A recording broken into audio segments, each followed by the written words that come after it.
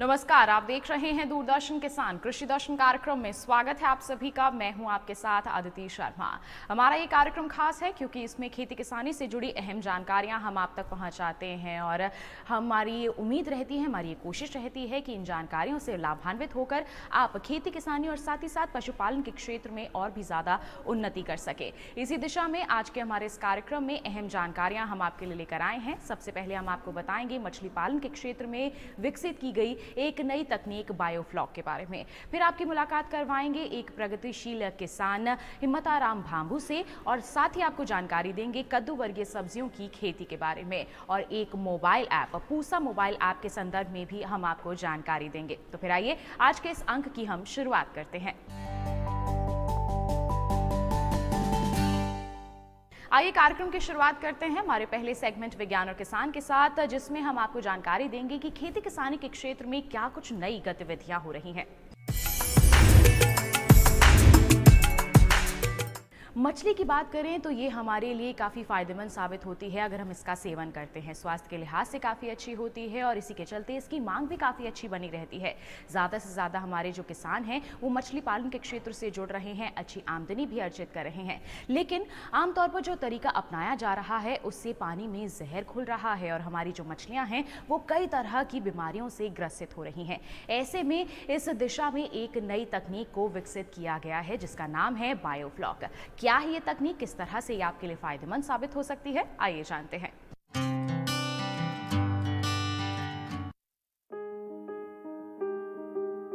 जलीय कृषि आज हमारी जिंदगी का अटूट हिस्सा बन गई है।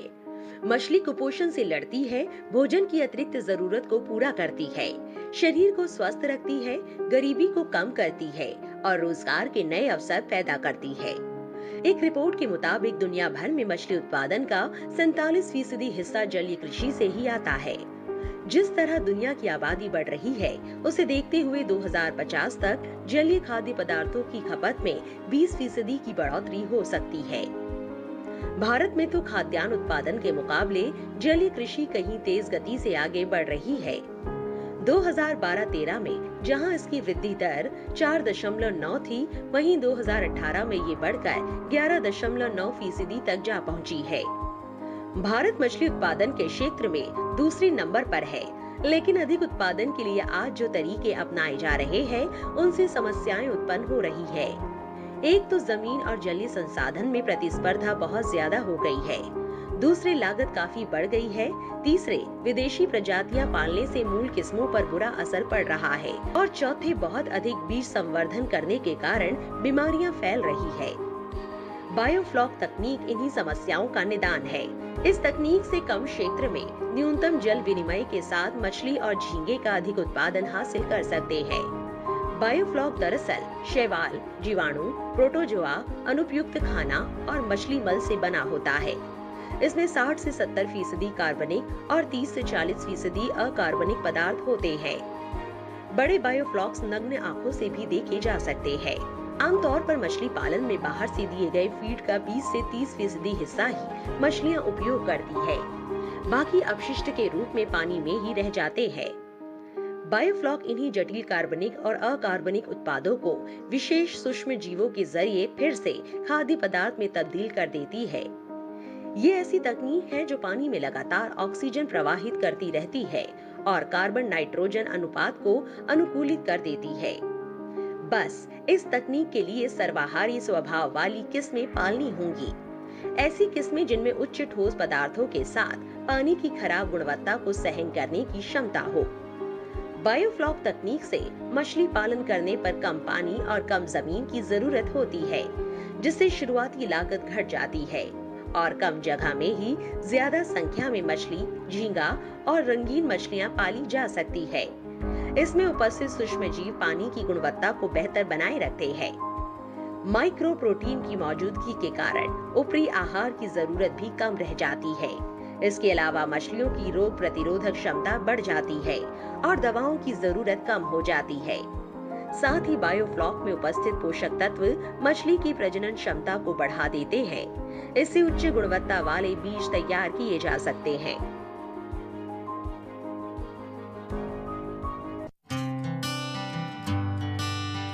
अब कार्यक्रम में वक्त हो चला है कृषि कैलेंडर पर नजर डालने का। वर्तमान समय में किस तरह के कृषि कार्य आप कर सकते हैं, इसके बारे में हम आपको जानकारी देंगे। और आज हम खास तौर पे आपको बताएंगे मूंगफली की खेती के बारे में, किस तरह के प्रबंधन कार्य करना इस समय में सही रहेगा। आइए जाने। कृषि कैलेंडर। मूंगफली की खेती। मूंगफली की खेती के लिए जुलाई का माह अनुकूल रहता है। बुआई से पहले खेत को अच्छे से तैयार कर लेना चाहिए। इसके लिए पहले ही 2-3 बार जुताई कर लेना सही रहता है। अधिक पैदावार के लिए किसान भाई खेत में गोबर की सड़ी खाद डाल सकते हैं। बुआई लाइनों में करना चाहिए। लाइन से लाइन की दूरी 25 से 30 सेंटीमीटर और पौधे से पौधे की दूरी 8 से 10 सेंटीमीटर रखनी चाहिए। मूंगफली की बुआई के लिए कम वर्षा वाले क्षेत्रों में भी 2 से 3 बार सिंचाई करना जरूरी है। मूंगफली की फसल में फल और फूल आने पर सिंचाई जरूर करनी चाहिए। मूंगफली की फसल में खरपतवार और कीट की समस्या रहती है।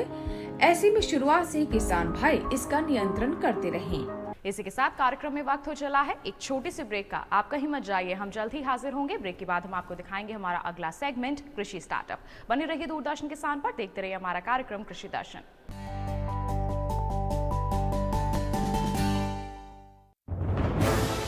कोरोना वायरस के खतरे से बचते हुए फसल की कटाई, बिक्री, खरीद, नई फसल की जुताई और बुआई सुरक्षित हो सकती है अगर हम लगातार हाथों को साबुन और साफ पानी से नियमित अंतराल पर धोते रहें। नाक, मुंह को मास्क, गमछे या कपड़े से ढक कर रखें। आंख, कान, नाक, मुंह न छुएं। आपस में 2 गज की दूरी बनाए रखें। मास्क और 2 गज की दूरी के मंत्र को अभी हमें छोड़ना नहीं है।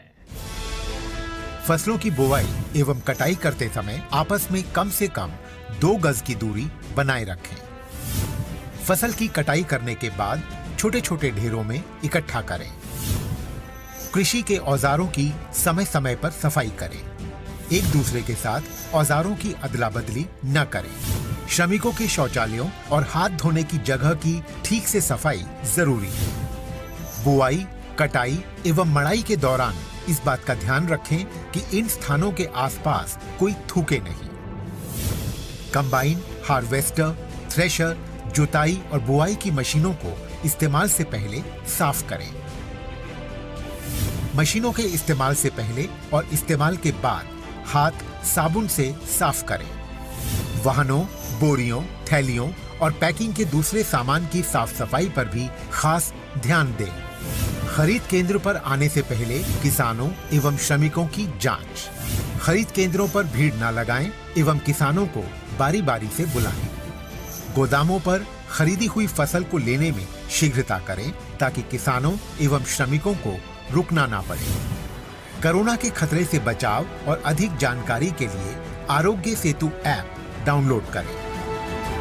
देश में खाद्य सुरक्षा के ये सिपाही भोजन की निरंतर उपलब्धता को सुनिश्चित करते हैं। किसान स्वस्थ रहें, तभी हम कोरोना वायरस से जीत पाएंगे, आगे बढ़ पाएंगे। किसान सबल, देश प्रबल।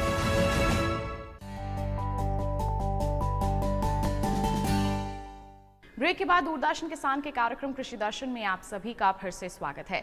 अब कार्यक्रम में वक्त है कृषि स्टार्टअप सेगमेंट का, यानी कि मुलाकात करने का हमारे पद्मश्री पुरस्कार से सम्मानित एक प्रगतिशील किसान से। हम सभी जानते हैं कि हमारे पर्यावरण का स्वस्थ होना बहुत ज़रूरी है, तभी तो हम सभी स्वस्थ भी रह पाएंगे। ऐसे में ज़रूरी है कि हम इस दिशा में कुछ महत्वपूर्ण कदम उठाएं।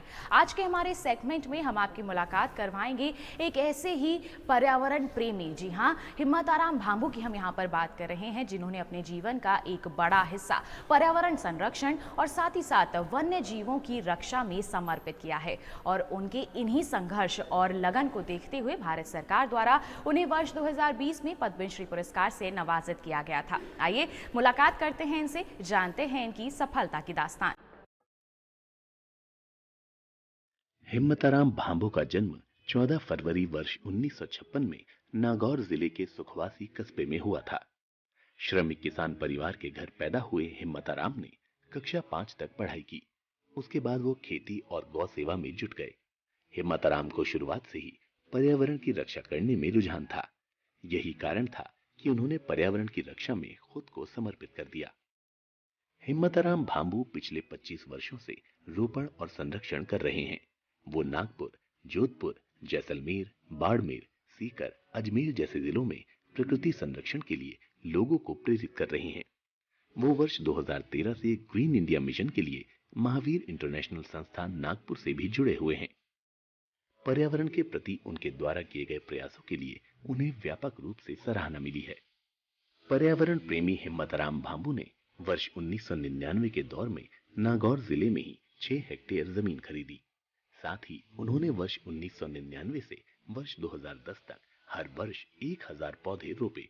इन 11 वर्षों में कुल 11,000 पौधे वहां लगाए और अब वो जगह हरे भरे जंगल में तब्दील हो गई है। अपनी लगन व निष्ठा से इन्होंने वर्ष 1975 से जुलाई 2020 तक की अवधि में कुल 5,50,000 पौधे रोपे और वो पौधे अब तकरीबन 3,50,000 छायादार पेड़ बनकर संपूर्ण नागौर जिले की रौनक बढ़ा रहे हैं। वह शहर तथा जिले की खूबसूरती में 4 चांद लगा रहे हैं। हिम्मताराम भांबू ने अपने जीवन का एक भी पल ऐसा नहीं छोड़ा जिसमें उन्होंने कोई पौधा ना रोपा हो। हर वर्ष 5 से 7,000 पौधे तो वो रोपते ही हैं या रोपने की प्रेरणा देते हैं। हिम्मताराम भांबू ने पर्यावरण संरक्षण और इसके भविष्य में होने वाले लाभ के उद्देश्य से 1975 से वर्ष 2020 की अवधि में 1277 वन महोत्सव, 972 पर्यावरण संगोष्ठियां व 132 पर्यावरण चेतना सम्मेलन आयोजित भी कराए हैं। राजस्थान के विभिन्न शहरों कस्बों में बड़े स्तर पर आयोजित कर जन जागृति पैदा की है, जिसमें जयपुर, भीलवाड़ा, नाकोड़ा, जालौर, रामदेवरा, पाली, जैतारण, सालासर, सीकर तथा जैन तीर्थ नाकोड़ा शहर शामिल है। हिम्मताराम भांबू पर्यावरण संरक्षण के लिए हर वक्त तैयार रहते हैं। उनका मानना है कि मानव जीवन के सुरक्षित भविष्य के लिए पर्यावरण और वन्य जीवों का बचाव करना बेहद जरूरी है। हमारी कुदरत ने हमें जीने और खुश रहने के लिए बहुत सुंदर वातावरण दिया है, इसीलिए ये हमारा कर्तव्य है कि हम इसको सुरक्षित और स्वस्थ रखें। उन्होंने भविष्य में आने वाली युवा पीढ़ी को पर्यावरण संरक्षण के क्षेत्र में अपना कर्तव्य निभाने के लिए भी प्रेरित किया है।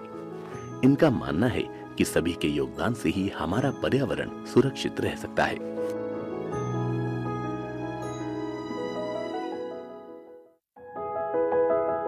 तो किसान भाइयों बहनों, ये था हमारा सेगमेंट कृषि स्टार्टअप। इसी के साथ कार्यक्रम में वक्त हो चला है एक और छोटे से ब्रेक का। आप कहीं मत जाइए, ब्रेक के बाद हम आपको दिखाएंगे हमारा अगला सेगमेंट फार्मिंग इंडिया। बने रहिए दूरदर्शन किसान पर, देखते रहिए हमारा कार्यक्रम कृषि दर्शन।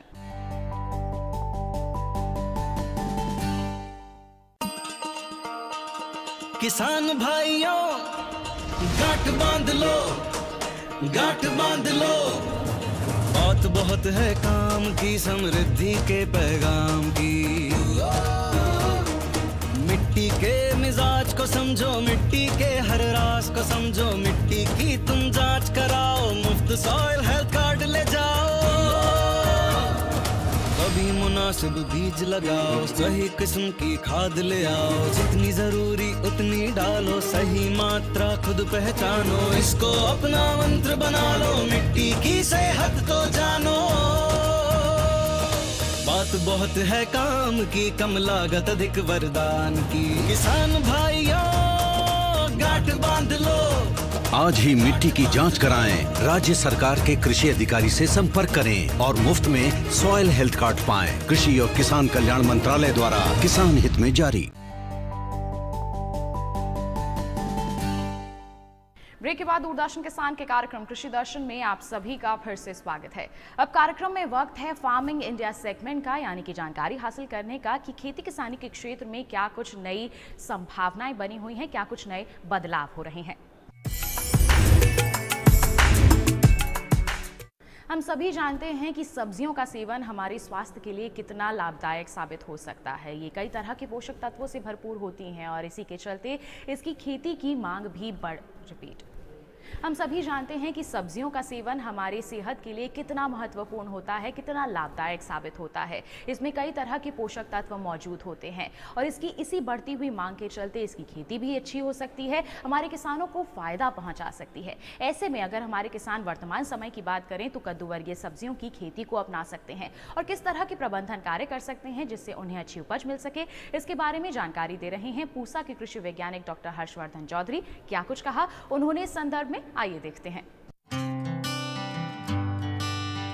करेला में एक तत्व पाया जाता है चेरेंटीन, जो डायबिटीज के लोगों के लिए भी मददगार होता है। जो किसान भाई अगर बारिश के मौसम में इसकी खेती कर रहे हैं तो उन्हें सबसे पहले ये ध्यान देना चाहिए कि जो बलुई दोमट मिट्टी होती है वो इसके लिए सबसे उपयुक्त होती है। जिस खेत का वो चुनाव करें हैं इसकी खेती करने के लिए, उसमें पानी यानी जल जमाव बिल्कुल नहीं होना चाहिए, थोड़ी ऊंची खेत होनी चाहिए।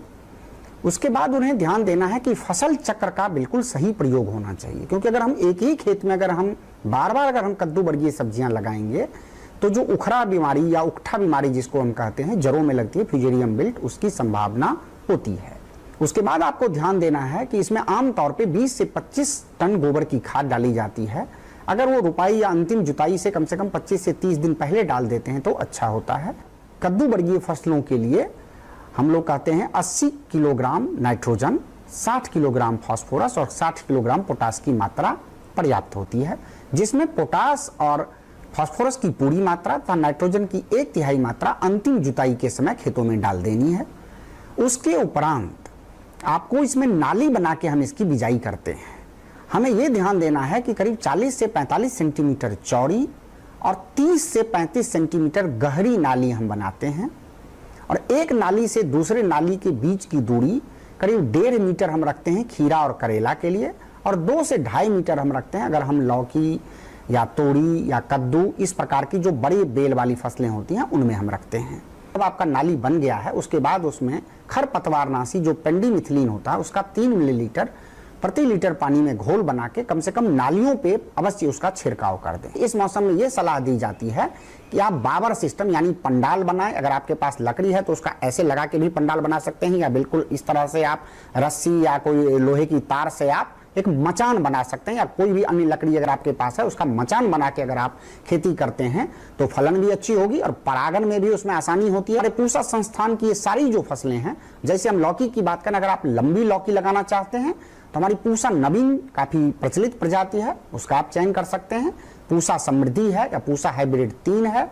अगर आप गोल या नाशपाती के आकार की अगर लौकी लगाना चाहते हैं तो उसमें पूसा संतुष्टि का चयन कर सकते हैं। जो पहाड़ी इलाके के लिए पूसा संदेश जो है गोल लौकी है, ये भी काफी प्रचलित है। हम करेले की बात करते हैं तो हमारी काफी पुरानी प्रचलित प्रजातियां हैं। पूसा विशेष है, पूसा 2 मौसमी है, एक नई प्रजाति आई है पूसा औषधि है, और एक छोटा करेला जिसको हम झाड़ करेला भी कुछ जो कहते हैं, ये मधुमेह के लिए भी काफी उपयुक्त होता है। जो छोटा छोटा होता है जंगली करेला, देसी करेला, उसमें पूसा पूर्वी प्रजाति आई है। खीरा अगर आप लगाना चाहते हैं इस मौसम में आप पूसा बरखा, ये बारिश के मौसम के लिए उपयुक्त है क्योंकि इसमें डाउनी मिल्ड्यू जो बीमारी है उसका प्रकोप कम होता है। अगर आप धारीदार तोरी लगाना चाहते हैं तो पूसा नूतन प्रजाति है, और चिकनी तोरी के लिए पूसा स्नेहा, और जहां वायरस की उतनी समस्या नहीं है वहां कद्दू भी लगाते हैं तो उसमें आप जो सीताफल भी जिसको कहते हैं उसमें आप पूसा विश्वास है या पूसा हाइब्रिड 1 है। और कुछ लोग जो 56 कद्दू आता है उसमें आजकल 56 टिंडा की तरह भी है, जो देखने में टिंडा की तरह है लेकिन वो पूसा 56 कद्दू जो है उसमें पूसा पसंद नाम की एक प्रजाति है। थोड़ा अधिक तापमान पे भी इसमें फलन आता है, इसका भी चयन कर सकते हैं। अगर हम पेठा की बात करें तो पेठा में भी हमारे संस्थान की कई प्रजातियां हैं। पूसा उज्जवल है, 2 हाइब्रिड प्रजातियां हैं, पूसा उर्मी और पूसा श्रेयाली, और एक पेठा ऐसा होता है जिसका सब्जी भी बना सकते हैं, पूसा सब्जी पेठा 1। इस मौसम में चूंकि तापमान भी अधिक होता है और मौसम में नमी रहती है, इस कारण से डाउनी मिल्ड्यू की बीमारी किसान भाइयों को काफी परेशान करती है। जब भी आप अपनी फसल लगाएं तो उस पर देखते रहें, जब भी अगर कोई भूरा धब्बा अगर आपको पत्तियों पे दिखे आप बिल्कुल सतर्क हो जाएं, और उस के लिए आप डाइथेन M45 एक दवा है उसका 2 ग्राम प्रति लीटर पानी में छिड़काव कर दें। जिन किसान भाइयों ने अगर बिजाई नहीं की है तो बिजाई करने से पहले अगर आप अपने खेत के चारों तरफ अगर मक्के की अगर 3 लाइन अगर लगा दें, जो सफेद मक्खी है वो मक्के के पत्ते पे वो चिपक जाते हैं, और आपको दवा का स्प्रे खेतों में कम करना पड़ेगा। तो पीला एक येलो स्टिकी कार्ड आता है, उसको 10 से 15 पूरे खेत में लगा सकते हैं। और जो सफेद मक्खी है, इसके नियंत्रण करने के लिए इमिडाक्लोप्रिड जो दवा है या एस्पिनोसैड है, इनका आप 10 लीटर पानी में 3 से 4 मिलीलीटर का घोल बना के इनका आप छिड़काव कर सकते हैं।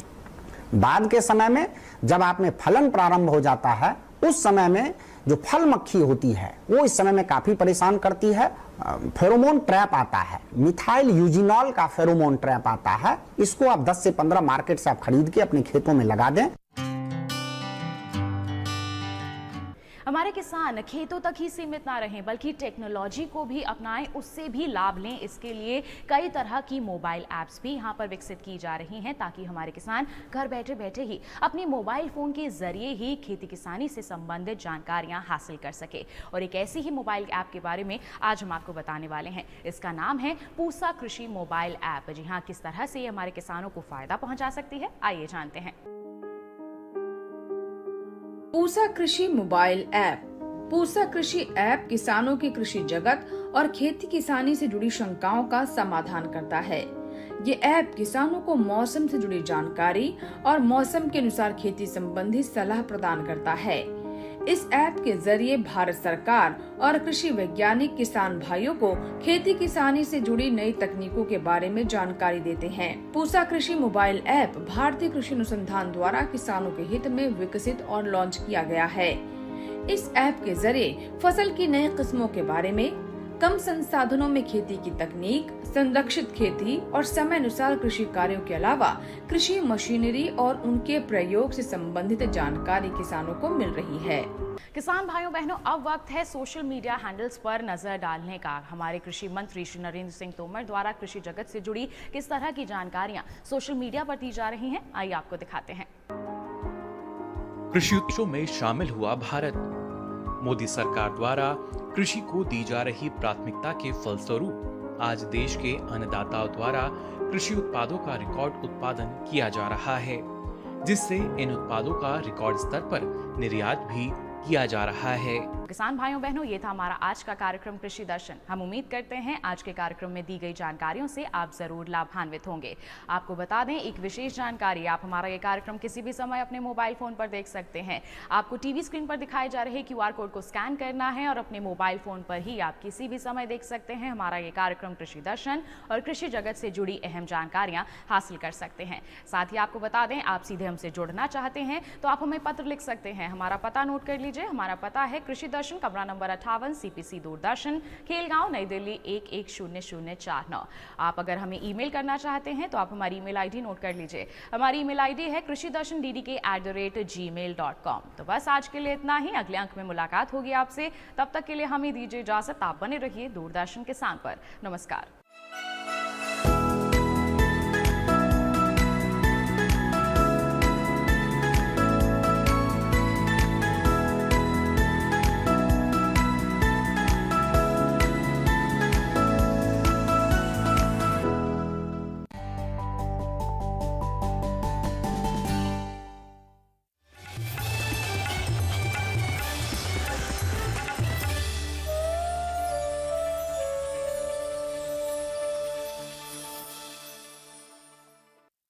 देख, कुछ भी कर, मुझे पता लगा कर दे उनका। कितने भी हाथ पैर मार ले, उसके हाथ ना कुछ नहीं लगना। आप अपना मुंह बंद रखना। मंगल से मिलो, वही सबसे पुराना मजदूर है यहाँ का।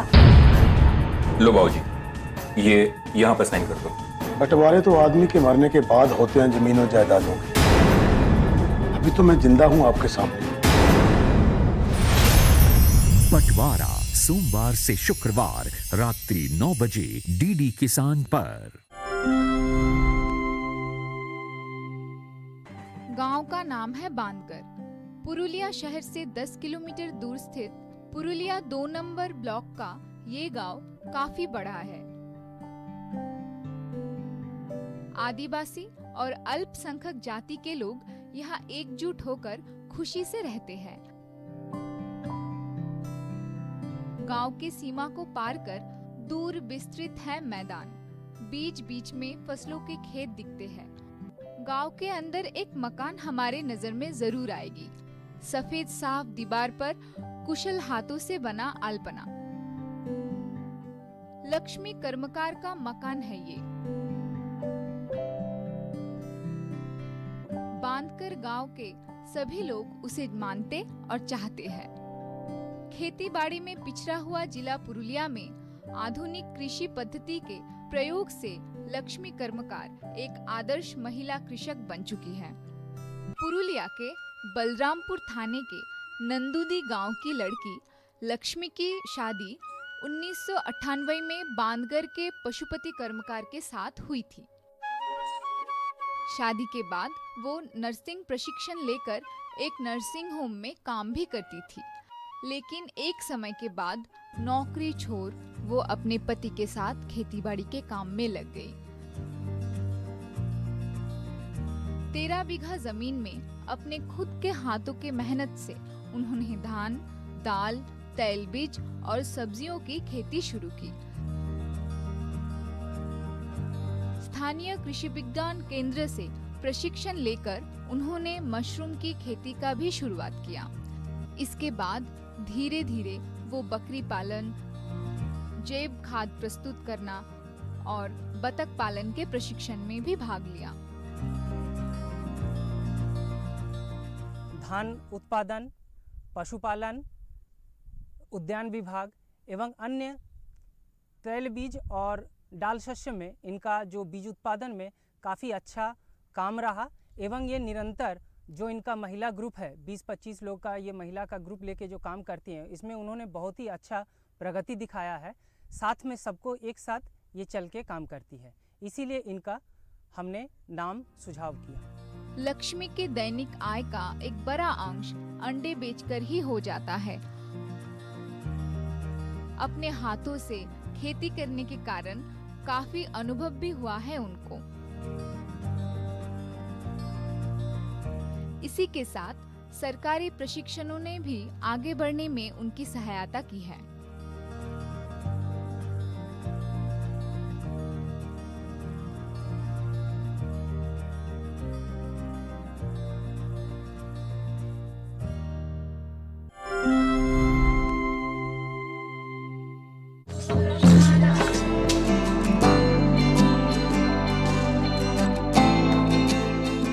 कृषि जगत के सभी रंगों को समेटता कृषि परिक्रमा।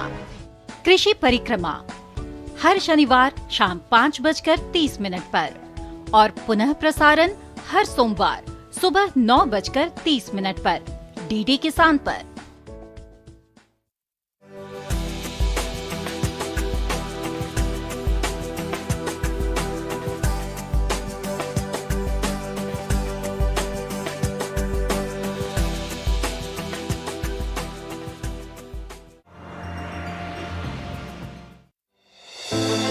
मानसून का उठाए लाभ, लगा ले सदाबहार फल बाग, होगा कीटों और रोगों से बचाव।